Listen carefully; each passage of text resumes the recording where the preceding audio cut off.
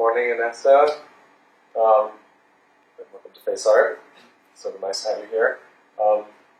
First, I'm wondering if you would introduce yourself a little bit and tell us where you're from, where you studied, who your teachers were, and that kind of thing. If you wouldn't mind. Hello, my honor to be here again. My name is Inesa Sinkevitch. I was born in Ukraine, and I graduated there from the conservatory as a pianist and as a composer. I studied in Israel. I lived in Israel for a few years in Tel Aviv. And then I moved to Chicago and I started studying there with Solomon Mikovsky, and I continued studying with him in Manhattan School of Music. I did my doctorate degree there, and then now I teach at both college and pre-college at the Manhattan School of Music. Great. Is there anything else you'd like to say about your teaching now in New York? What kind of students you have and all the rest? I have many students to start with, and I have wonderful students in both college and pre-college. I have some students in pre-college who actually attended FaceArt before, and they're doing great in New York. They're winning competitions and they're playing very seriously and practicing. I have many Chinese students in New York. Do you still compose at all? No. At some point, I felt I had to decide which field I choose. I felt that one of them was enough for life, so I chose playing piano. Do you have any favorite composers to play or to listen to, or composers of music you feel like you have a special relationship with? Yeah, I like playing what I play. I always love what I play at the moment. If anything in particular, I probably would have to say Schubert and Schumann and Brahms. Debussy, Ravel. I like contemporary music. Many. Any contemporary composers in particular that you enjoy? I like Ligeti. I like Messiaen a lot. I like to play some particular pieces. I like one piece by Japanese composer Ichio Yanagi that I perform quite a bit. I'm going to play my colleague now, Raiko Futing, at the concert.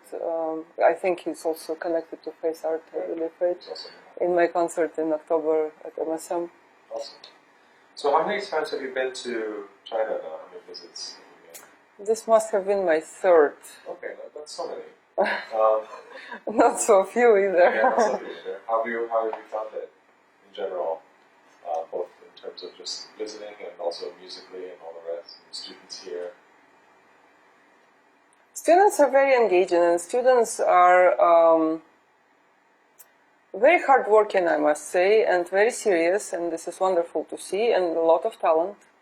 I see, sometimes I feel, especially when I teach in smaller cities, I feel that they could benefit from some more creativity in their practicing routine, and a little bit different approach, more musical approach than technical. Sometimes I feel it's more technically oriented.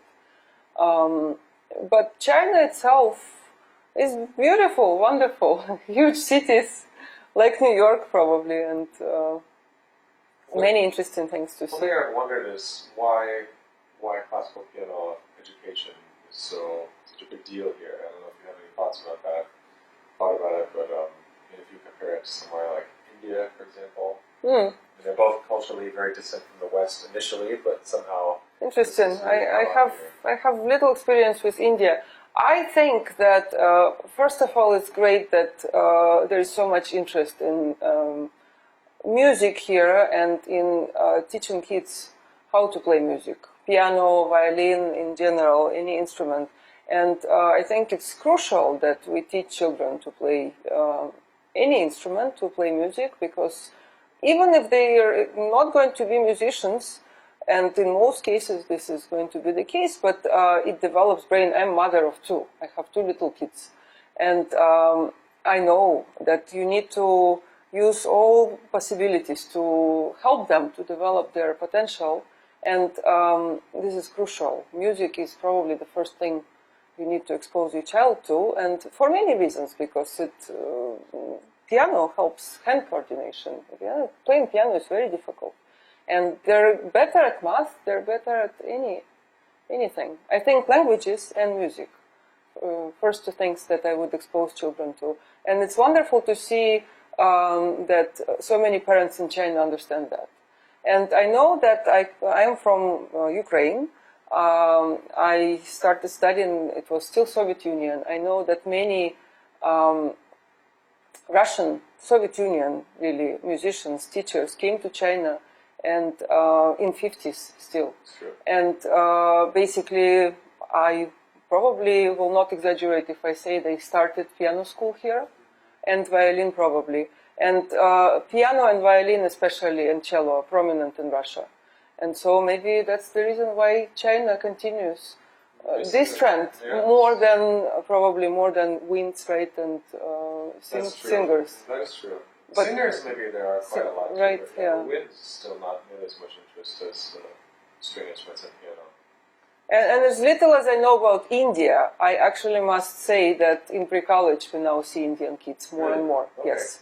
And I know they're brilliant kids in general, the nation, and also parents help them to develop. And I know they're brilliant in technology and math and things like that in the US, and they do wonderfully in school. This is what I hear. And probably parents also start understanding the importance of music, and we see more and more of them. Soviet connection is interesting. Yeah. I mean, even now in Chinese conservatories, the music theory curriculum that they use is still the old Soviet model, different than what's taught in Russian conservatories.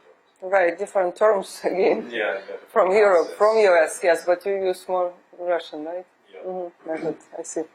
So I guess to wrap up, do you have any thoughts about FaceArt and your impressions of music education here versus what you've said you've seen in smaller cities in China, especially? Of course. I actually was here for the opening of FaceArt 8 years ago. I think 8 years ago.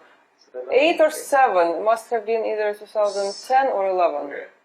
I was here and it's a wonderful place. And again, I have students who studied here and they were so well taught and so inquisitive and really eager to learn and to play.